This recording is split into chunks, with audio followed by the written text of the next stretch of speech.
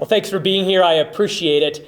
I was recently thinking about when I took command of Edwards Air Force Base in Southern California in July of 2018, the second biggest base in the Air Force. And at the time, there was a real problem with base incursions, people coming onto bases throughout the DoD that didn't belong there.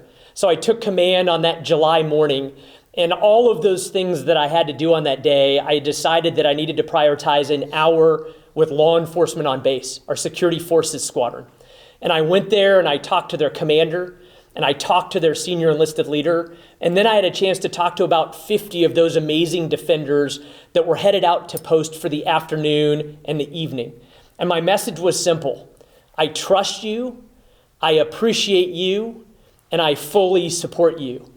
And I knew all of those things because previously I came from the commander of Joint Base Andrews, the most high visibility base on the planet, the President's Airfield, America's airfield. And there we had about 750 security force defenders. And their vigilance was so impressive to me. And every chance I got, I went out to post with them in the middle of the night or during the day or on the hottest day of the year or the coldest day of the year. And through my words and through my actions and through those notes of appreciation that I wrote them so frequently, I wanted them to know that I trusted them, that I appreciated them, and that ultimately I fully supported them. Unfortunately, here in Maryland and in many places around our country, our politicians, including my opponents, are saying just the opposite of that. They're saying to law enforcement, we don't trust you, we don't appreciate you, and we won't fully support you. And as a result, we see these pro-criminal policies that ultimately degrade law and order in our communities and ignore the needs of the community and the law-abiding citizens. Because every time we say to law enforcement that we don't trust you, or we don't appreciate you, or we won't fully support you, then ultimately we see the results of that leading to an erosion of law and order. We see it becoming a situation where we can't recruit or retain the amazing law enforcement professionals that we require as a community. And ultimately, we see crime skyrocketing and we see public safety crisis like we see here in the state of Maryland. I so appreciate these two law enforcement leaders. I appreciate that they represent thousands of amazing servants in our community. They're on the front lines of public safety. They are selfless community servants.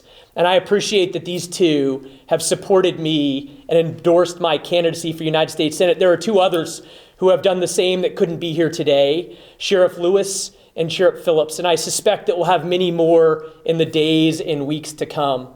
But it is so vitally important that we realize if we're going to wrestle our nation back to where we belong, if we're going to see us retaking our crime-ridden streets, then we need to convey through our words and through our actions to law enforcement that we trust you, that we appreciate you, and that we will fully support you, because I certainly do. Sheriff Gamble. Thank you, John. You know, now more than ever in our country, we need leadership that's courageous. And there, in my opinion, there's a lack of courageous leadership. And from the very few minutes that I met, in the very few minutes when I met General Teichert, I was so impressed with his character, and I was so impressed with his history of leadership and his courageous leadership through our military. And we talked a lot about what was going on in Maryland, what was going on nationally.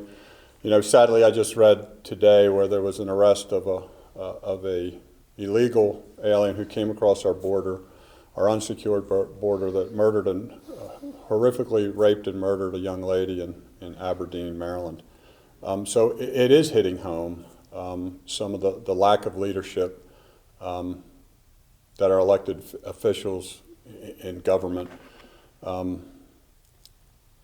are not displaying. They're just total lack of leadership. His support of law enforcement, he understands our issues. We've talked at great length about those issues, the support for law enforcement, but more importantly, the support for public safety, because that's what we represent. We represent public safety. It's not, you don't have to support our police officers. We need you to support public safety for all of us, for all of our families. He understands that.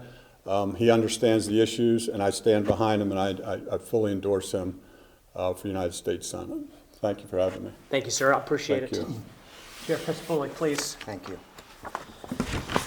I just want to say that I'm proud to stand before you today to support General John Teichert for United States Senate. He hit on so many important issues that are plaguing law enforcement and, more importantly, the communities within Maryland. And one of the major issues that we're dealing with today is the Juvenile Justice Reform Act, where children under the age of 13 are not criminally responsible for their actions. There is that caveat of children 10 to 12 that can be charged only with a crime of violence and or a firearm-related offense. And what that has done to communities throughout this state, it has increased the juvenile crime rate. It has emboldened juveniles. And we need leadership like General John Teichert at the United States level to get in and to get behind law enforcement officers. And as both gentlemen have indicated, and get behind their families, because their families also sacrifice when their husbands and wives are out here on the front lines. And General Teichert epitomizes leadership. He's been on the front lines. He has supported the United States Constitution as a military leader. He's what our country needs in a United States Senator. He embodies leadership skills that are critical in driving our powerful nation forward in today's world. He has flawless leadership level command to achieve the goals of bringing our nation back to the level of excellence that our citizens expect and, more importantly, deserve. His visions and goals are what the United States of America needs in our Senate position. I fully endorse Brigadier General John Teichert as our next United States Senator. Thank you, sir. Thank you, I sir. appreciate it. Absolutely. Gentlemen, thank you for those words. Thank you for your support and endorsement. And thank you so much to those thousands of law enforcement professionals that selflessly serve our communities and our country every single day. They deserve our support, they deserve our appreciation, and they deserve our trust. Thank you for being here. I appreciate it. Can we just ask a few questions? What is Please. the goal exactly of this coalition, and like what will the operations of it look like? Great question.